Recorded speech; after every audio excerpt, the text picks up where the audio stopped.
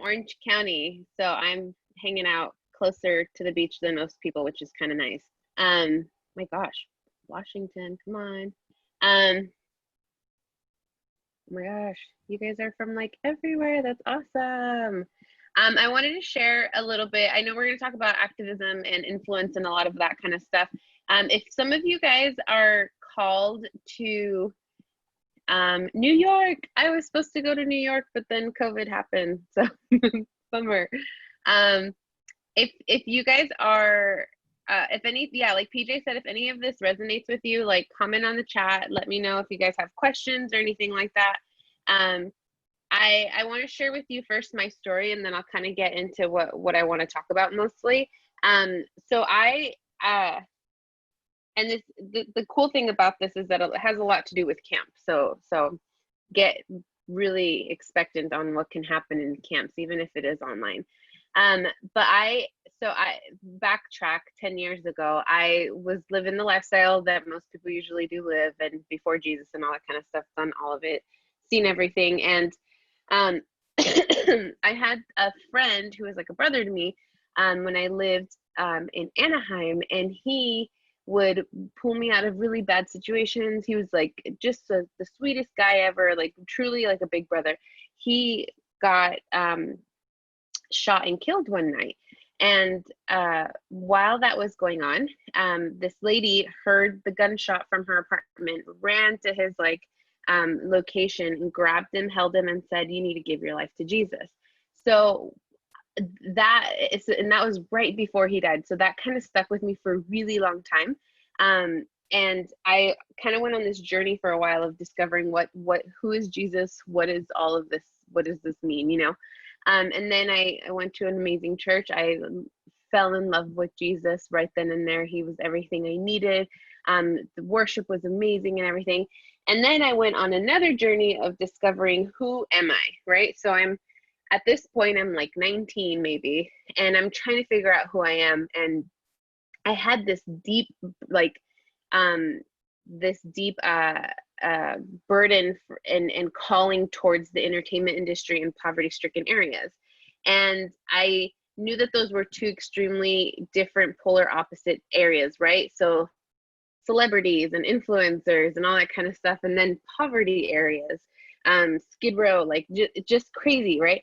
And so I was like, I don't know how that works out or whatever. So I started getting super involved with camps, doing tech, leading some breakout sessions, just super involved. One of my best friends is Brittany Johnstone, who basically runs camps.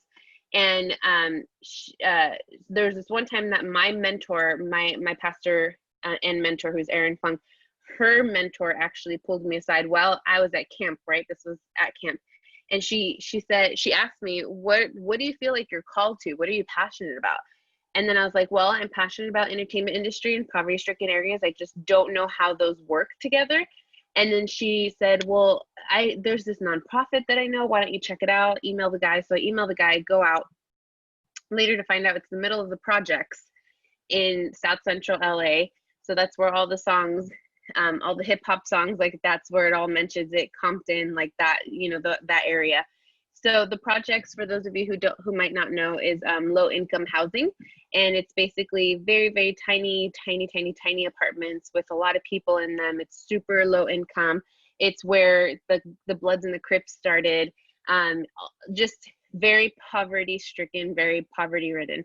And so I went there on a Saturday, and then I've been there for 7 years now. So it stuck, and I've been doing that for such a long time. And it's honestly been one of the best things I've ever done before. And the way that basically the entertainment industry works with this is that it's a nonprofit. So it's a charity, for those who don't know what nonprofit means. And we bridge the gap between entertainment industry and poverty-stricken areas. So basically, we take two culture extremes and we put them together in the same place, and we create community. So in the projects, there's a recreation center, so something kind of like the YMCA. So like imagine a building like that. And that building had been there for decades. It's a center for A bunch of kids will there to get away from home, get away from the unhealth of what is, you know, being on the streets and stuff like that. And it provides a really safe area for a lot of people. 3 years ago, maybe about 3 years ago, it got defunded by our government because of lack of funds. And so they were basically just going to strip it down and it was going to be no more. So we were able to partner with our city, which is really great. And the community reached out to us, people who live there, they reached out to us and they asked, can you do something about this? Because they wanted their center to stay. So this is crazy backstory, but it was actually between us and I believe Scientologists and like another group. And then we put our bid in for the building and we won. So that, thank God we did. And we basically had a massive empty building with no money, nothing. And we reached out to the Kardashians, who we've had a relationship for a long time. And we said, hey, this building is going to die if we don't get help. We need your help. And they helped us. And we have a few episodes with them where they come in and they help us. For those of you who maybe have ever watched the show, there's a point where Chris and Kim and Courtney come and they help us out and stuff like that. So they've actually been, that's kind of where the two culture extremes and how it works is we build relationship with entertainment industry and poverty stricken areas, and we clash on projects, we clash on events and things like that. And I have the honor of throwing events every month, so it gets really, it's really fun. What are the episodes? Oh, I don't know, but if you look up Watts and Kardashians, you'll probably figure it out.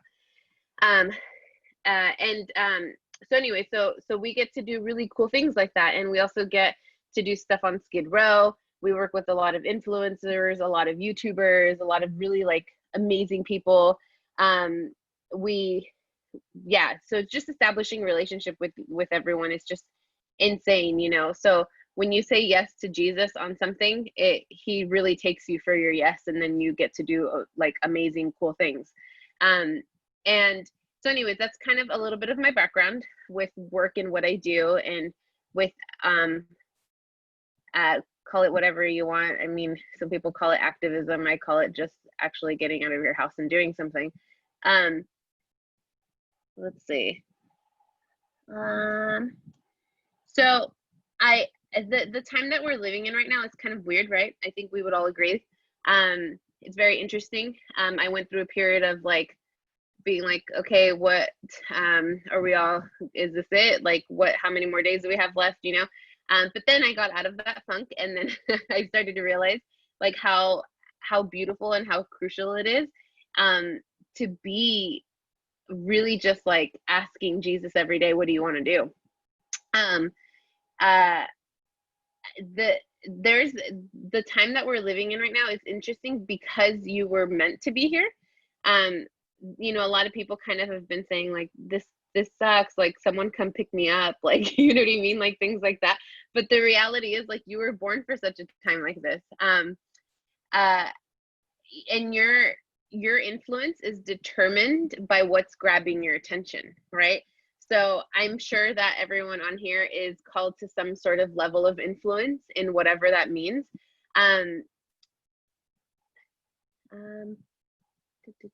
What makes something considered activism? I'll answer these questions in a bit, I promise. Let's see, where was I? So your influence is determined by what's grabbing your attention. So how many of you guys feel like you're called to either nonprofit work, nonprofit, social work, entertainment industry? Do any of you guys feel like you're called into those areas? And by calling, it just means like that's kind of what I want to do. That's my passion. Cool. Okay. Awesome. Yay. That's good. I'm speaking to the right crowd then. So, and the reality is that like when you're a follower of Jesus, you're called to have influence in whatever you do. You can be a doctor, you can be truck driver, you can, whatever it is, you're called to some sort of level of influence, right?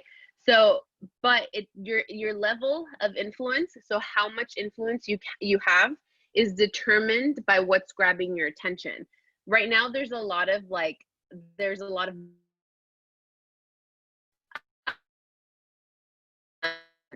politics, religious stuff.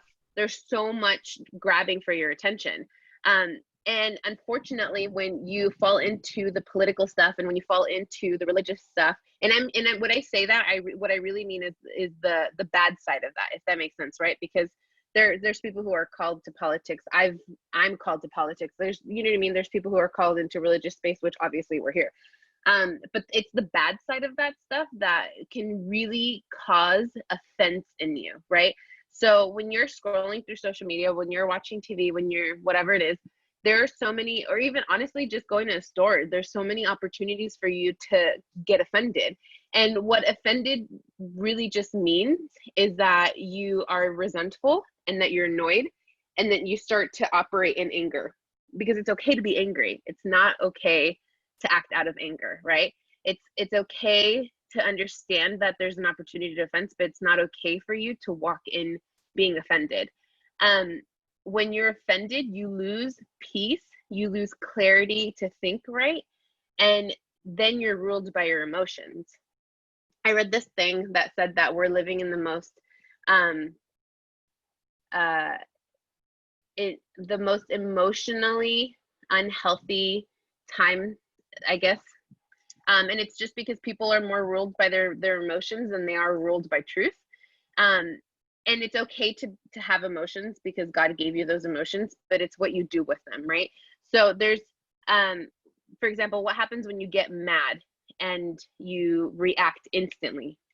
You say bad things, you say things that you didn't mean, you misquote people, you give misinformation. That's where gossip starts, et cetera, et cetera.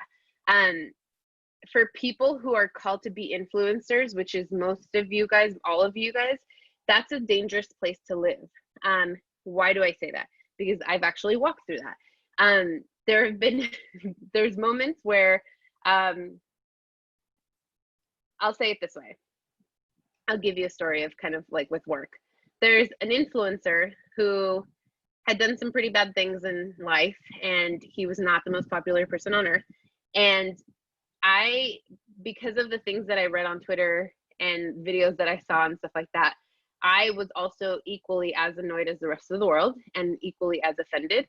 I chose to tell the guy that I work with, I absolutely cannot have him come to our nonprofit because of just who he is and what he represents, et cetera, et cetera. But then he was quick to remind me that we're called to serve both poverty-stricken areas and entertainment industry, and we're supposed to love both of them. And I was like, you're right. And then it turns out this person is the sweetest guy ever, totally not what the internet says about him, completely helped me out with so many events and gave back so heavily to our community. And he didn't want any attention.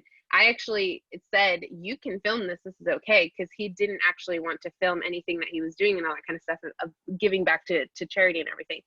So I was presented with an opportunity to be offended with him and completely reject the blessing that he brought in for hundreds of people that live in the projects.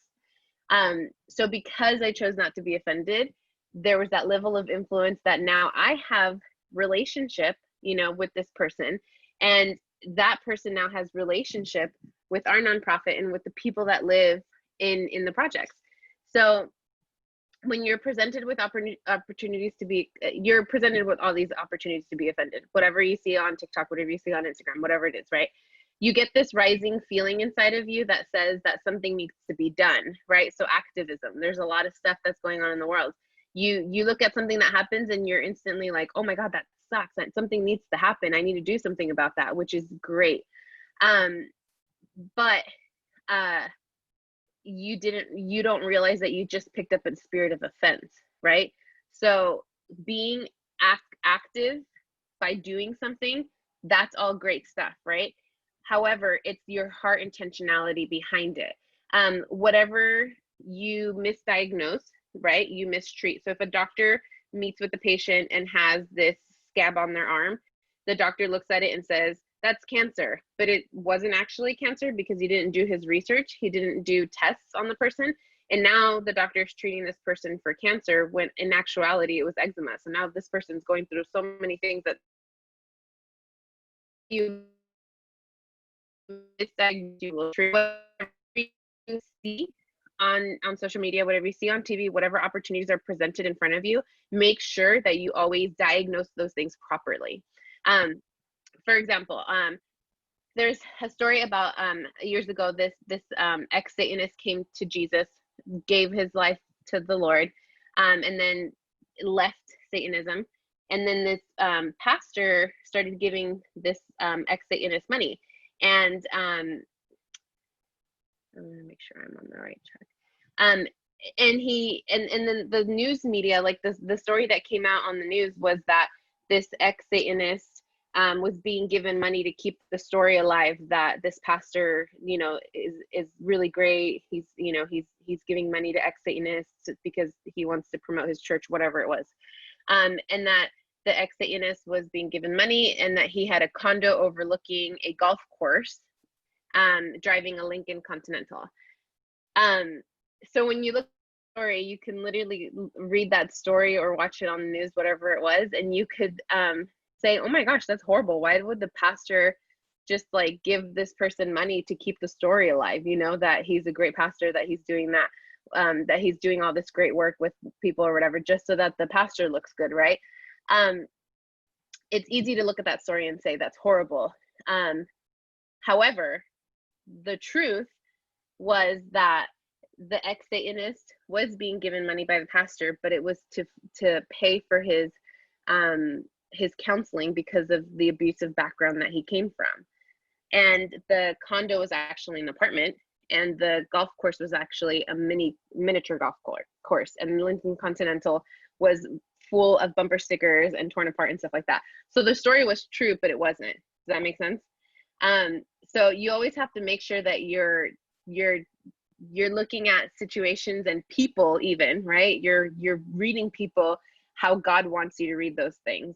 So this influencer, I had a very great opportunity to say no to this person just because the rest of the world was saying no to this person. But instead I chose to humble myself and be like, you know what, Jesus, I'm going to give this person a shot, because you sure as heck gave me a shot before I started walking in all of this. It's really hard not to pick up offenses for the people you serve, right? Or whatever background it is. So if you're called to serve impoverished areas, as I am, it's easy to be offended at rich people. It's easy to be offended at poor people if you're called to serve rich people. It's easy to be offended at Republicans if you're a Democrat. It's easy to be offended at Democrats if you're a Republican, right? But however, that's, again, if you're called to influence people, that's a dangerous place to be in, because you're never going to win people over like that. Your effectiveness and my effectiveness is restricted by how well we serve people and how well we can love people and bring the word of God to this moment. Not for my agenda, not for your agenda, not for anyone's agenda, but the agenda of God. And that's pretty much it. I wanted to talk to you guys about that. I have a couple slides. PJ, if you can throw those up. Yeah, there we go. So your level of influence will require 4 things of you. 1, spending time with Jesus, an actual relationship. It sounds really big to say that, spend time with Jesus. But the reality is it's just talking to him. Like I get in my car, I start driving, I start talking to Jesus. I talk to him about little things. I talk to him about big things. I ask him questions. I read this story one time about one of the richest guys on earth. He was asked in an interview, how is it that you're so rich? What do you do every day? What does every day look like for you? And then he answered, well, when I wake up in the morning, I go to my closet and I sit in my closet and I ask God, what do you want to do today? That story impacted me so much, because if one of the richest people on earth can literally like sit in the closet and ask God, what does he want to do today? Like that literally like influenced the way that I live my everyday. And for 10 years, so like this has been 10 years of like walking and doing the most amazing things that I could ever imagine. Like I had a list of dreams that I wrote out and every single one of them came true. I conducted 2 TED Talks watch. I got to do all these crazy events with amazing people. I got to like help rescue children from trafficking. I helped rescue kids from the what's it called when they get into the system, like from what are the words I'm looking for? From the court system, basically, so they didn't get separated from families. I helped to get rid of really bad people that weren't supposed to be in the places that they were politically. So it's like these things happened because I literally would ask Jesus, what do you want to do today? And I made myself an open vessel for him to just be like, this is what we're doing today. And I was like, sick, let's do that. Number 2, not picking up offenses. We basically talked about that. So don't be offended. If you read something, be slow to anger. Like literally just like pause for a second and ask Holy Spirit, is this something that I'm supposed to be involved in? Is this something that I'm supposed to stay away from? What's my part? That's the smartest, honestly. If you could ever learn anything for the rest of your life, it's asking Holy Spirit, what's my part in whatever situation? Number 3, seeking truth, because there's one truth. So asking Jesus, what is the truth on this situation? What is the truth on et cetera, et cetera, et cetera. Number 4, surrounding yourself with the right people. I will say this, none of this will ever get done if you don't have mentors. Mentors is honestly the reason I got to do a lot of what I got to do outside of asking Jesus what to do.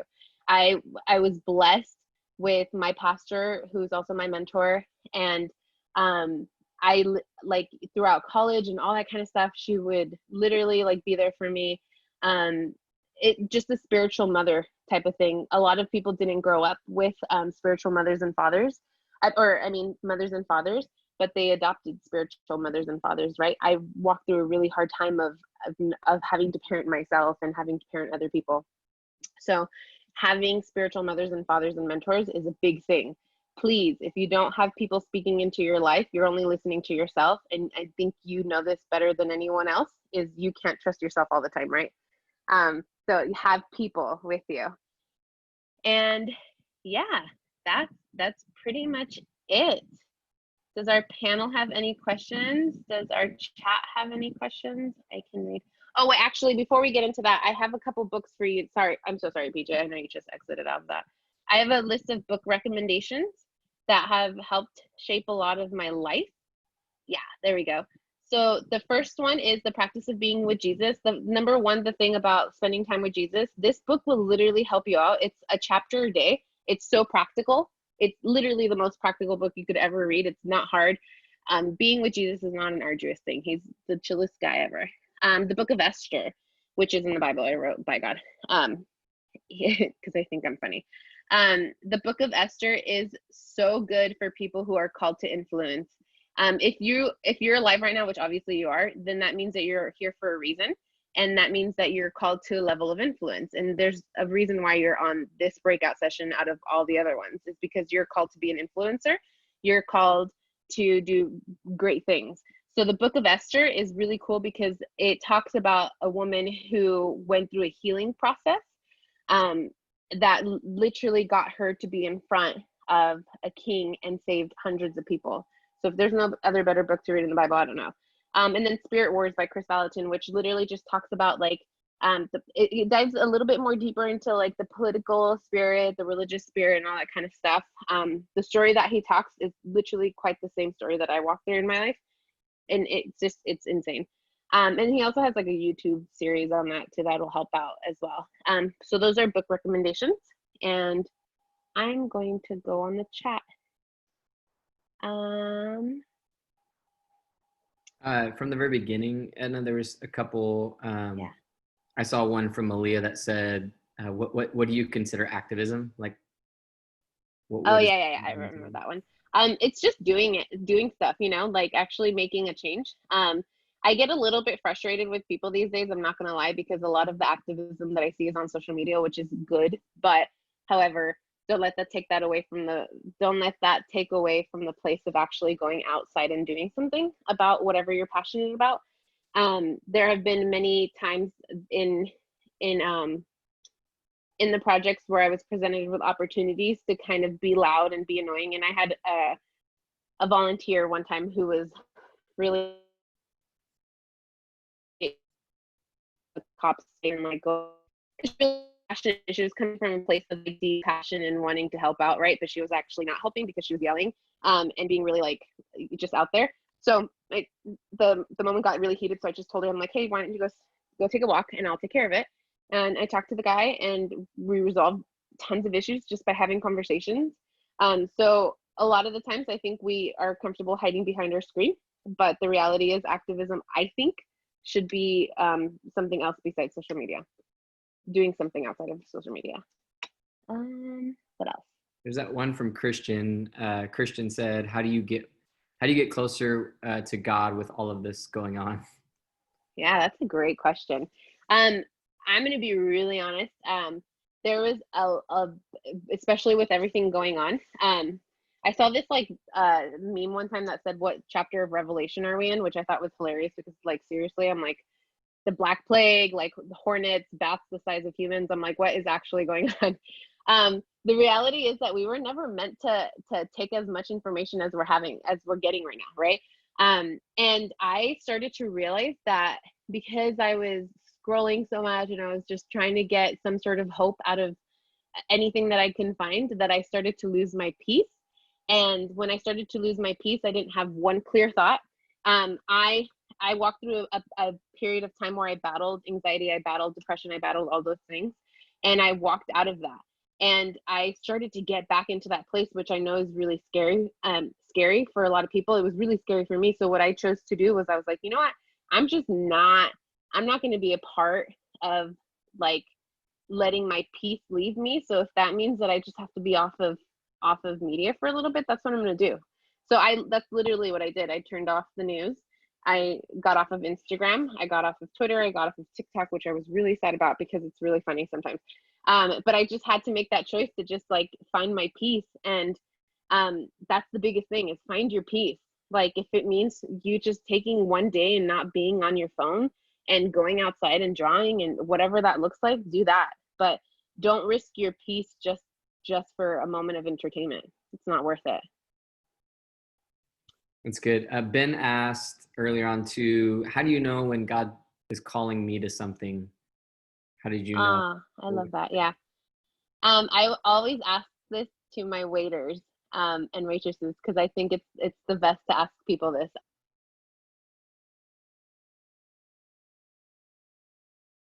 Chat. It's so.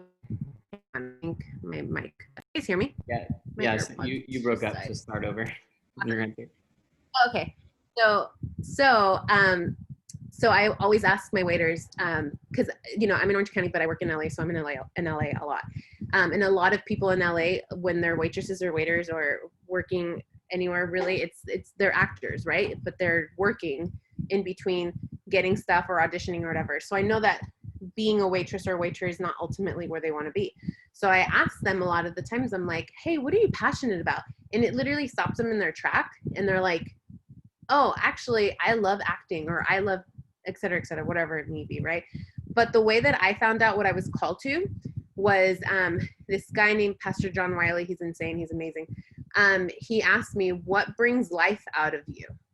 And I was like, whoa, yeah, this is exactly what brings life out of me, is serving other people, is politics, it's entertainment industry, it's all these like different things. Like those are the things that bring life out of me. I think so many of the times when someone says, what am I called to do, they get a little bit anxious because it's something that seems so big.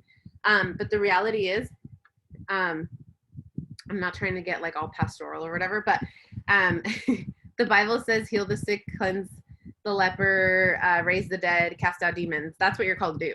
But your assignment looks different every time, right? So that's what I'm called to do. I'm called to be a daughter of God. You're called to be a daughter of God. You're called to be a son of God.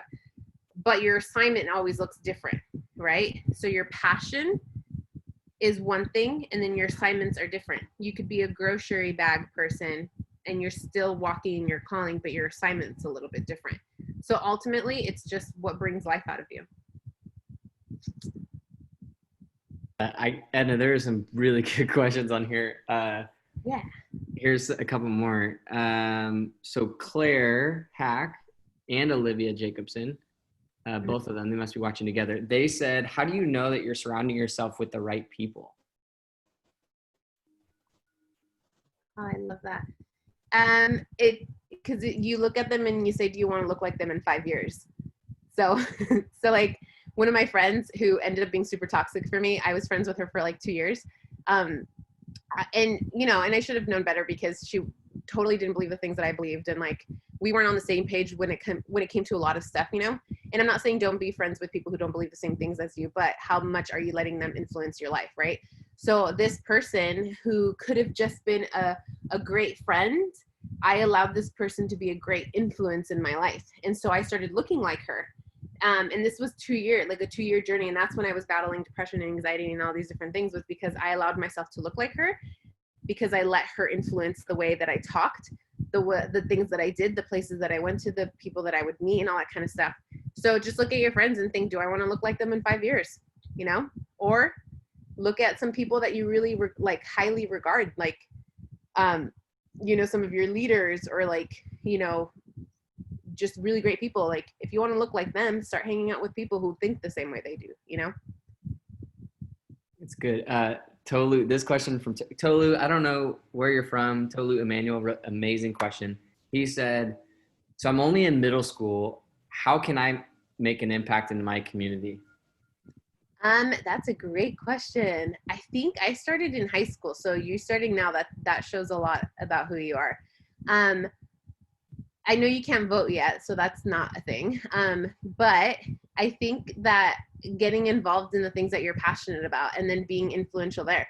So for Tolu, like if I could ask you, what is something that you like to do? You know what I mean? Like if it's, I haven't been to high school for a long time, so I don't even know what kind of clubs exist, but like if it's sports, right? Like get involved in that sense, like influence the people who you're around, you know? And it doesn't have to be like, oh, I love Jesus, like I wear a Jesus shirt or whatever kind of thing, but it's just like in the way that you talk, it's in the things that you choose to say, or the things you choose to say, like it's just the way you are, you know? Like if you haven't watched the Chosen series yet, like seriously watch it, it's on YouTube. But like basically you watch Jesus just kind of walk around and he's not floating in the air. I think a lot of the times we forget that Jesus was a real person, but he like influenced so many people, you know, just by being him and being nice. So yeah. Haley and Lola, just so you guys know, I know you guys are on the deal. You're welcome to unmute yourself and ask questions to the two of you representing students. So don't feel like you have to wait for it. If you have a question, you can ask as well. I saw another one come through. Hold on, I want to make sure that I read the right one here. Oh, it just said, so, well, one question said, would working in mental health be considered activism? Would working in mental, oh, I see it. Would working in mental health be considered activism? What is, like, I guess, like, what do you mean by that? Would working in mental health be considered activism?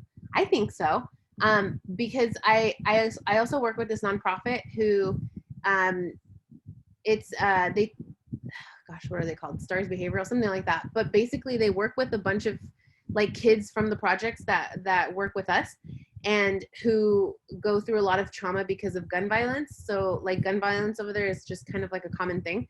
And so I didn't recognize this, but like a lot of the kids that live there, they're all, the majority of the demographic there, it's a lot of kids that are 10 and under, and 98% of those kids have PTSD just because of gun violence. So like, yeah, I mean, these people are like using ways to like use their influence to bring awareness to gun, you know, the trauma that gun violence has brought into that area specifically. Yeah, and then we have some more. Zoe and Marin both said, asked the same question. How can we spread the word to non-believers? Don't be afraid. I think that a lot of the times I walk through this too, but I walked through the fear of man, which basically just means that I valued more what people thought about me and what people said about the different things that I believed, more than I valued what God said about me and what he believed about me. So I think the only basic cure to the fear of man, which means the fear of what people think, is the fear of God, which means I don't want to live a life without God. You know, and honestly, like the period I was telling you guys about my friend for 2 years who was super toxic, and I was in depression and anxiety and all that kind of stuff. I walked through that without Jesus the entire time, and it was honestly so bad. And so now I look at that and I'm like, I never want to go back to that place where I'm without Jesus. So yeah.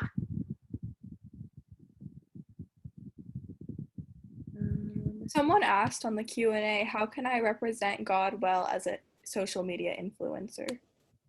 And that was anonymous. Oh, I love that.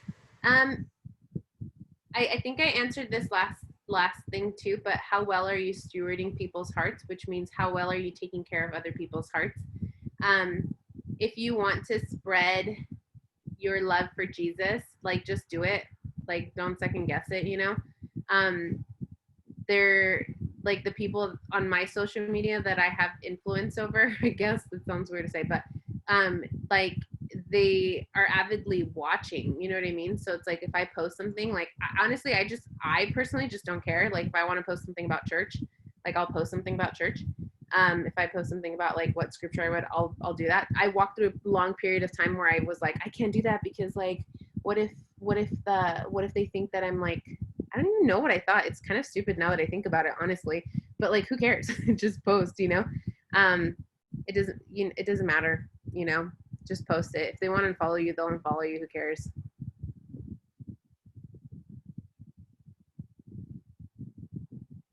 Your best friend Brittany asked you, what's your favorite part of your job?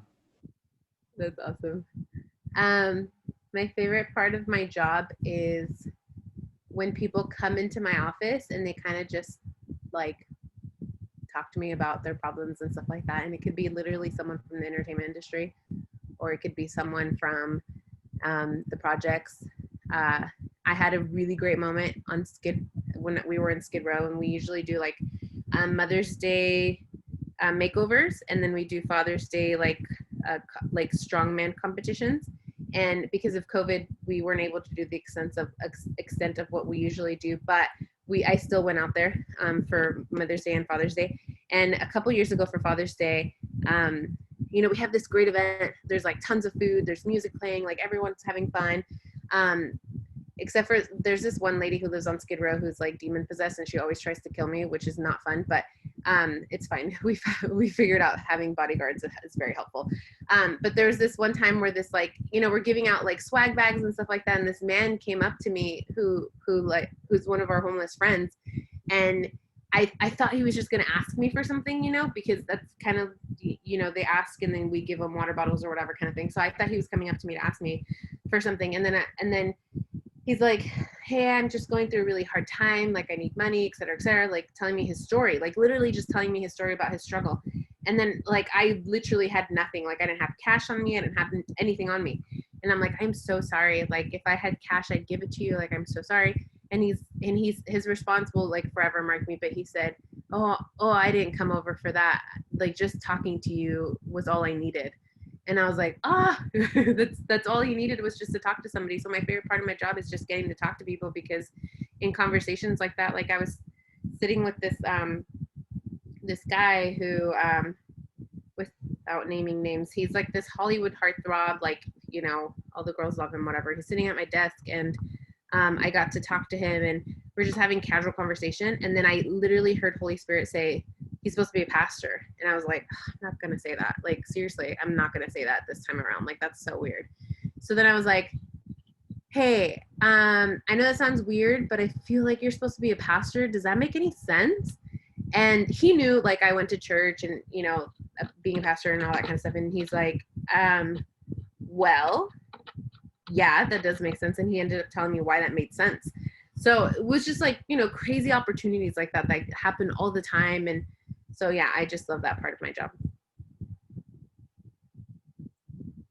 I have a question. I know earlier you said something about like surrounding yourself with the right people. And I just feel like I go to a really small school, and I've not really found like great people that kind of like align themselves in a similar alignment of like like what I believe in, or like simple things like that, which I'm okay. I have a lot of friends who are non-believers and that believe in stuff that's differently, but like how do you find people who are in the same boat as you? asking Jesus for it. um, I know that's like really generalized or whatever, but truly, truly, truly, truly, like I walked through that. So no one else knows exactly what you're talking about more than I do. I walked through really like long a period of loneliness. Brittany is my best friend, yes, but she also like lives really far away from me, which I resent her for that. And she also has a kid, you know, because she's an adult, and I'm just so not. But I walked through this like period of time where I was like, I need friends, like for real, like people who walk and talk the same way that I do, like believe the same things that I do, who are going after the same things that I am, because that's the big difference, right? You can have tons of friends, but if you don't have people that are like kind of going in the same direction that you are, then it's kind of pointless, you know? You want to have friends who like the same things you do, whatever, you know? And no joke, like instantly this girl that I was friends with like years ago flew, like literally moved back to California, and we're like, I see her all the time now, and yeah, and then I just started gaining more friends after that, you know what I mean? Because I was asking Jesus, like, please put people in my circle, you know? And that's how it happens. It just, miracles work around, and like, you know what I mean? Like miracles will happen to the point where like you start to like get people who literally like have the same heartbeat that you do. Yes, the Lord does care.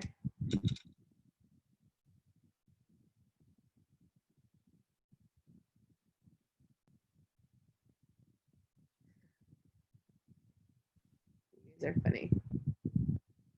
If you guys do have any questions, just again, you can put them right there in the chat for anybody that hasn't been able to ask anything that you want. Oh, you know, PJ, I think I have that one slide of like, I think it's like activations or whatever it was. I forgot about it. There it is, assignment. Okay, so this is going to be really good for you guys to do. Number one, figure out who you're offended at. We talked about that earlier. Write them a letter of forgiveness, or you don't have to send it to them, right? But just for your own soul, for your own sake, just write it out. And it could be anybody. It could be like a politician. It could be a teacher. It could be a parent. It could be whatever, you know. And sometimes maybe you might send it. It might not hurt to send it. Ask God for 3 ways you can serve that community demographic better. So whoever you're offended at, ask God for 3 ways that you can serve them better. Whether it's praying for them more, whether it's writing them letters, whether it's supporting them, whatever it is. And then write out declarations for your life. So declarations, it's literally just the easiest thing. Write out 5 things for you that you can say to yourself in the morning. Write it on your mirror. And it's just like words of encouragement over yourself. So if you want to be influential, then say, God, increase my influence. Or God, I trust you that you're increasing my influence. I believe that I will change the world. You know what I mean? Just things like that. And if you want to get involved, I know some of you are kind of far away, but if you are in California and you ever want to come out to Watts, you're more than welcome to come hang out with me and hang out for a day and just make a change. Find, you know, your local recreation center, find out how you can help, you know, things like that. And then I'm looking at the chat again. Thanks, PJ.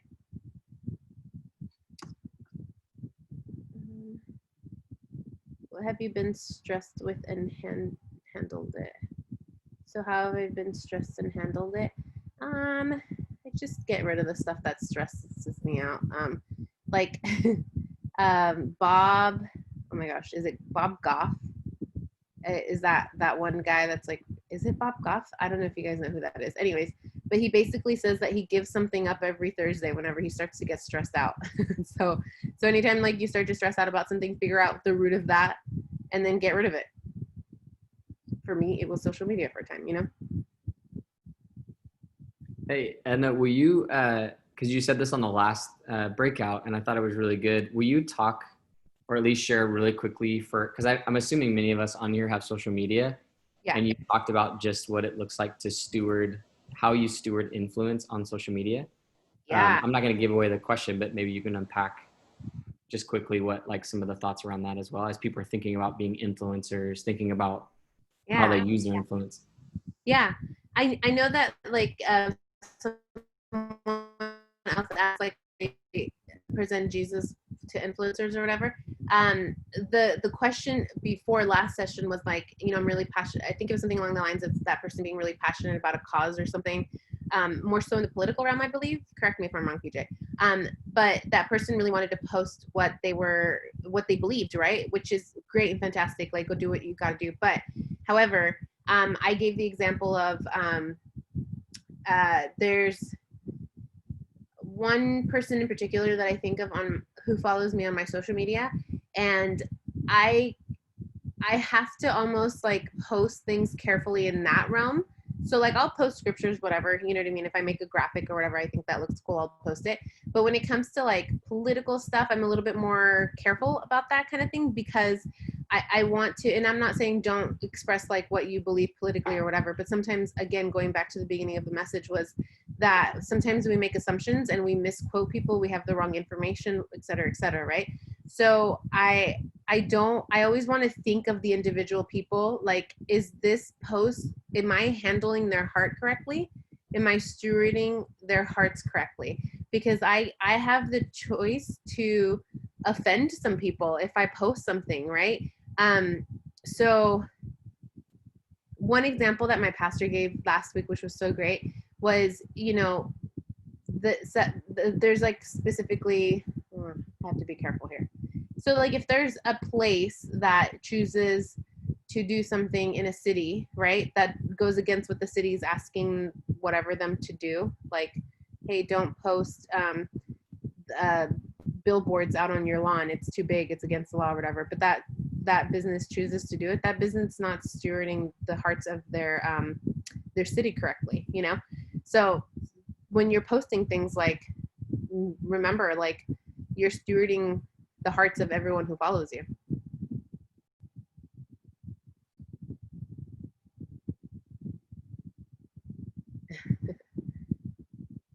Someone asked in the Q&A, anonymous, what were the 4 things to do when you're offended at someone? 4 things to do when you're offended at someone? I don't know if you mentioned it as 4 things, but I guess the better question would be, what are some things to do when you are offended at someone? Oh, okay. I'm like looking back at my notes to see if I said 4 things. Maybe it was the slide. I'm assuming maybe it's the slide. Oh, I think it was 4 things for influence or whatever. But to not be offended, you could put that up too if you want. There was. Is it this one? No. Your level of influence will require 4 things of you. Yeah. Go back to the first one. I think it was the other thing, or maybe, I don't know. Maybe it was that. Yeah, I think this is what you're talking about with the what you do, yeah. What to do when you're offended. Figure out who it is. Write a letter. Ask God 3 ways to serve them better. If that's not the question we're answering, whoever asked that, you can ask it differently. Yeah, that was from Shauna. Does your program have internships? Yes. I don't know if some of you guys know who Michael Mulak is, but he was my intern last summer, which was really fun. I think that's it, right? I mean, there's just a lot going on here. I don't know. Yeah, I think that's it. I think that, yeah. I don't see any more questions here. Hey, well, thank you guys for being on here. Edna, thank you so much for sharing. Of course, yeah. I guess my last question to you would be if we wanted to connect with you on social media, or if we wanted to connect with you for your, get connected with your internship, what are ways we can do that? You want to put that in the chat real quick? Let me write that in. Edna D is my Instagram. And then edna@redeye.org is my work email. So, yeah, let me know. So can people, I accidentally sent that to you. 1 second. Oh, okay, yeah, you didn't put that in there. Edna D is your Instagram, and then edna@redeye.org is your email. If people have questions or want to get plugged in, can they email you directly? Is that a appropriate to do that? Okay. Totally. Yeah. So guys, I'll leave this chat open just a little bit longer. We will close the call here in about 8 minutes. So if you do want to get those tonight, write those down. You can look through the chat, put those in your phone real quick, pull her up on Instagram, and then write that email down if you have any questions. We didn't get to every single question. I saw some of you in the Q&A. It's totally okay. You can reach back out to us or to Edna, either one. We'd love to answer any questions you have. But thank you guys for being on here. And Edna, thank you again for your time. If you have any other questions, let us know. Otherwise, we'll see you tonight at here in about an hour for our first session, or in 3 hours for our second session. So we'll see you on the live stream on YouTube. Hope to see you there. Thank you guys so much. Thank you. Bye.